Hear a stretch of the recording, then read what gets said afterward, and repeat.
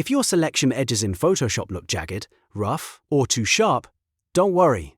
There's a simple way to smooth them out and make your cutouts look much more natural. In this video, I'm going to show you how to smooth edges in Photoshop using the Select and Mask engine, which is one of the best tools for fixing complex selection edges.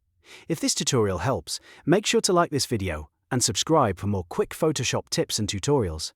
Alright, let's jump in. First, let's say you've already made a selection using the Lasso tool, Magic Wand tool, or the Object Selection tool. If the selection outline looks jagged or uneven, the next step is to refine it. With your selection still active on the canvas, go up to the top options bar and click Select and Mask. You can also use the shortcut Ctrl+Alt+R on Windows or Command+Option+R on Mac. Once Select and Mask opens, you'll see a set of controls on the right side of the screen. This is where the real cleanup happens. The first setting you want to focus on is Smooth.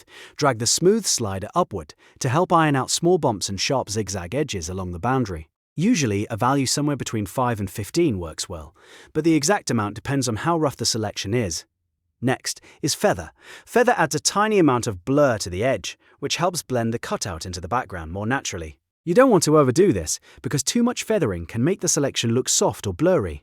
A small adjustment, usually between 0.5 and 1.5 pixels, is often enough to make a big difference. After that, take a look at contrast. If the edge starts to feel a little too soft after smoothing and feathering, increasing contrast can help bring back a cleaner, more defined boundary. A slight bump, around 10%, is usually enough to sharpen the edge without making it look harsh again. Now scroll down to the Output Settings section. This part is important because it determines how your refined selection gets applied. Set Output to Layer Mask.